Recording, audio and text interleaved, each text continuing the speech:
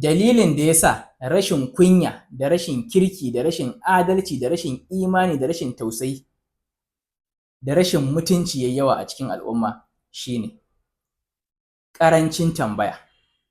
Ƙarancin tambaya. Al'ummar mu ba ta da tambaya. Sam ba ta da tambaya. Wannan dalilin yasa wani sashin yake cutar da wani sashin. Wani sashin yake zaluntar wani sashin. Saboda ya san cewa sashin da ya zalunta din bai san komai ba, babu abin da ya isa ya masa.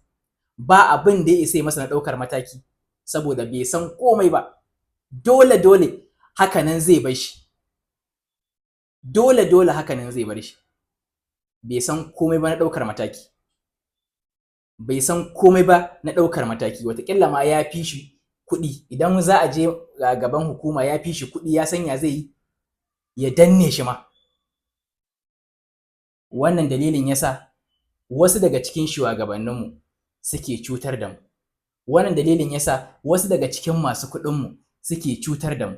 Wannan dalilin yasa wasu daga cikin talakawanmu suke cutar da waɗanda suka fi ƙarfi. Wannan dalilin yasa wasu daga cikin yaranmu, ƙananan yara za ka ga sun raina babba, saboda sun san cewa babu abin da ya isa musu. Babu abin da wannan babban ya isa musu. Shi yasa raini yayi yawa. Wannan dalilin yasa baƙo baya ganin mutuncin ɗan gari. Wannan dalilin yasa ɗan gari baya mutunta baƙo. A da wasu lokuta baya da suka wuce, ba ma wani can da nisa ba, ko ɗan shekara 20 zai iya baka labari.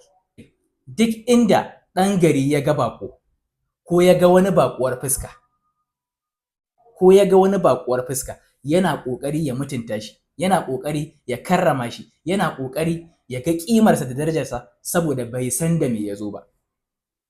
Haka shi ma wannan baƙon yana ƙoƙari ya mutunta wannan ɗan garin, ya mutunta waɗannan 'yan garin, ya ga ƙimarsu, ya ga darajarsu, saboda bai san mai ya tarar ba.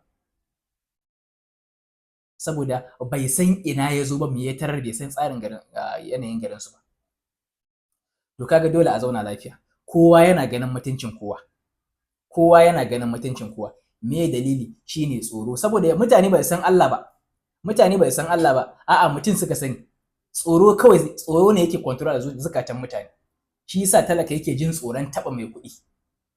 Saboda ya san cewa zai yi amfani da ƙarfin dukiyarsa, da ƙarfin kuɗinsa, da ƙarfin mulkinsa ya cutar da shi. To duka yanzu babu wannan.